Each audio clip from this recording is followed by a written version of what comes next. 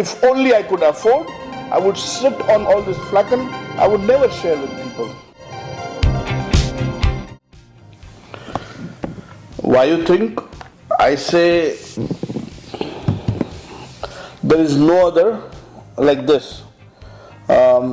Even if, say, for just assume that this is not coming from the palace of Oman, not from the treasure of Diwan, not a Sultan Qaboos treasure. Even if for the fact this oud sitting in there from past few decades,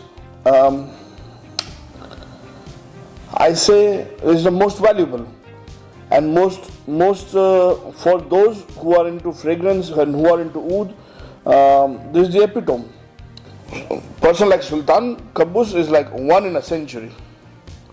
There might be a wealthiest guy on this earth, there might be wealthiest royal family, maybe like Bugatti Chiron, or or maybe $1 million timepieces, but nobody has invested billions of dollars just on fragrance, and it's proven. Like the biggest example, Henry Jacques and Sultan Qaboos.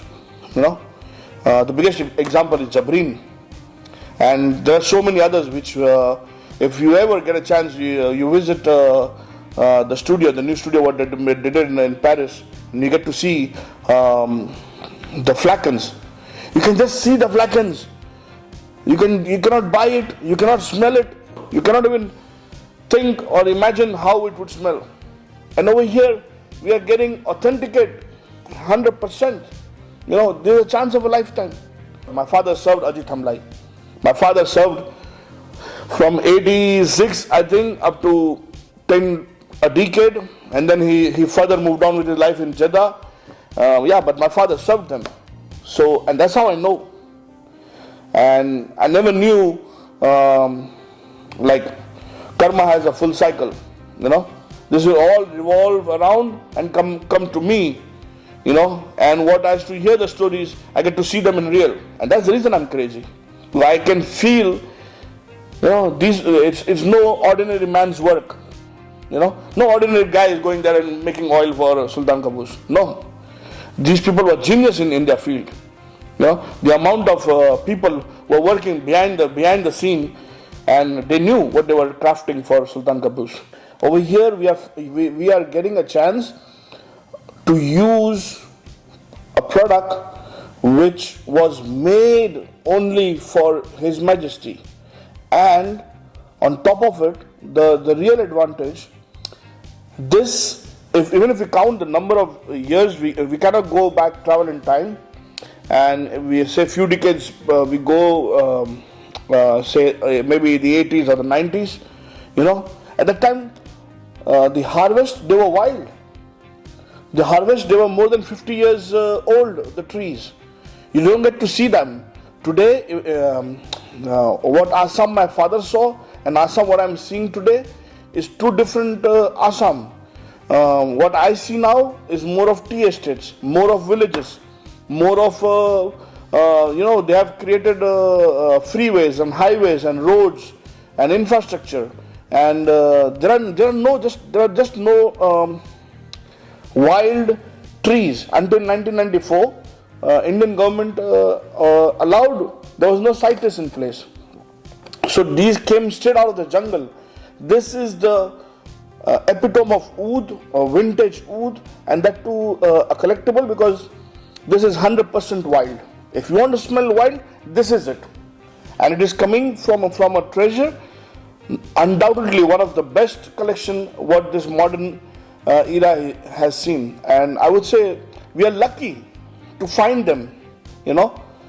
This is no joke. Like, you're talking about Sultan himself, like under his guidance, these things were distilled, and not somewhere far away, right behind his palace in Muscat. So how good it could be, like it's right there, and we are not able to gauge the importance or the value of it. I would say we are like a tiny morsel in front of his collection, and we get to use them, we get to see them, and this is the epitome of oud. If this is not the epitome of oud, I don't know anything else. The biggest collector, the biggest artisan, the biggest, everyone knows privately they have Sultan Qaboos. And that's the best ever. I'm very fortunate that I get to see them, I get to feel them, and I am here sitting with their flacons. And yes, I'm very thankful to Almighty that I have a chance today to see, to feel, to smell, the treasures of Sultan Qaboos. It's once in a lifetime.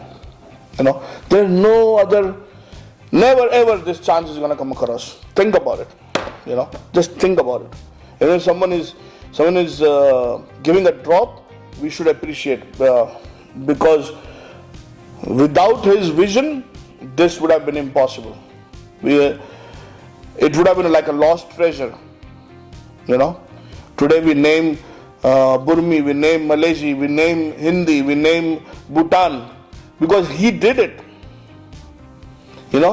He had that passion of finding Taif, of finding Jabal Akhtar, of finding so many different kind of rose, so many different kind of oud, so many different kind of fragrances, obscure fragrances. He had that passion for civet, and we should be thankful, because I know how difficult it is today because all you see in the market and is cultivated. I don't say it's bad. It is good, and there will be a sustainable way of doing oud oils in the future as well. But this is the most pristine wild oud coming from a royal treasury, and that too 30 years, 40 years, ago, these things. And